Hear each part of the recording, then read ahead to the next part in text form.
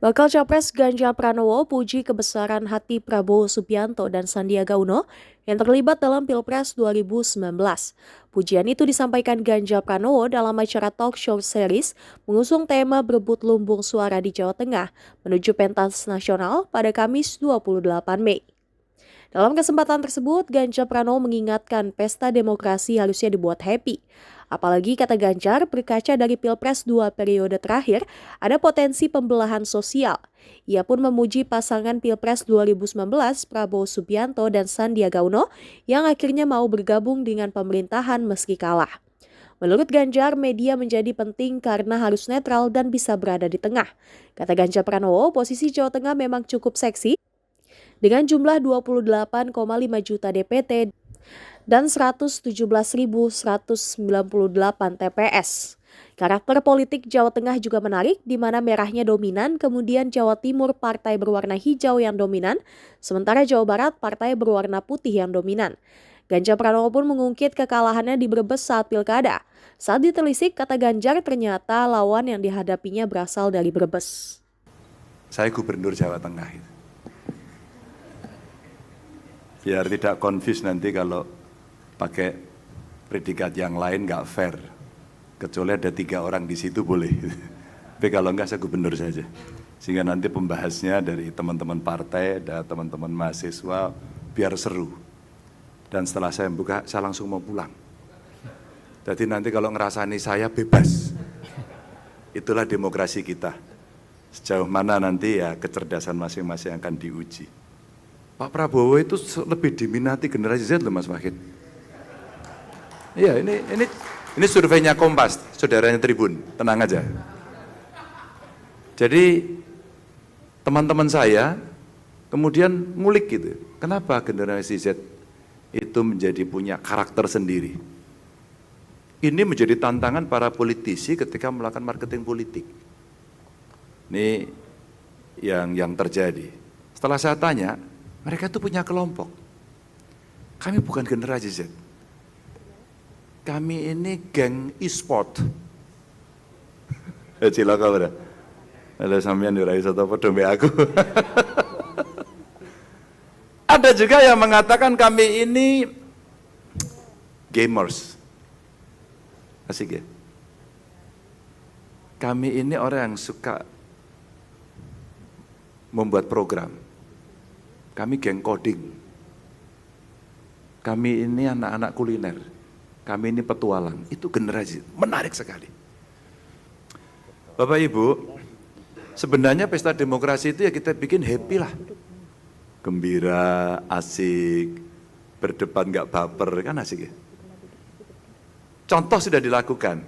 Kalau kita lihat pemilu dua periode terakhir, dinamika pemilu DPD nggak terlalu rame ya. DPD nggak terlalu rame kan, kalem, asik gitu. Kalau partai politik rame banget, rame banget. Bahkan di dalam partai politik itu sekarang dengan pola pemilihan seperti ini, direct vote gitu ya, maka kontestasinya tambah serem. Pemilihan yang dari partai yang rame bukan tidak mungkin, apalagi DPR-nya bareng Pilpres ya. Itu nanti di kampung agak rumit itu. Split tiket akan terjadi. Split tiket itu pilihannya belum tentu sama di jalurnya. Ya. Nanti baju kuning, baju biru, merah, hijau itu bisa cross gitu. Itulah fakta hari ini.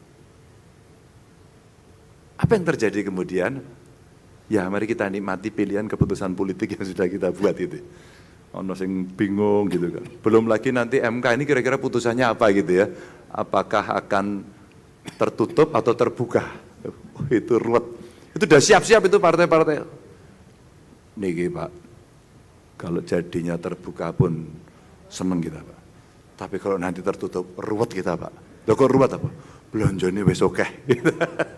Itu nanti Mas Dahlan yang akan terjadi. Maka Bapak Ibu teman-teman, dari pesta demokrasi yang mau kita lalui, yuk kita belajar sedikit aja dari 2 pemilu terakhir. Mulaian rame sih, DPRD-nya rame, Pilpresnya rame. Tapi ending di dalam pemilu yang terakhir itu menarik, karena ternyata potensi-potensi pembelahan sosial masyarakatnya itu pernah terjadi dan kita bisa belajar dari situ. Tinggal sekejam apa kita kemudian mengelola isu. Sebanyak apa produksi hoax nanti akan muncul. Sebanyak apa kemudian program-program yang akan mengalir dan itu menjadi rasionalitas dari para calon pemilih untuk menentukan. Berbasis tetek bengek yang akan ditampilkan. Yang akan ditampilkan. Dan para kandidat ya harus siap-siap, ditelanjangi satu persatu. Tabahkan hatimu, kira-kira gitu.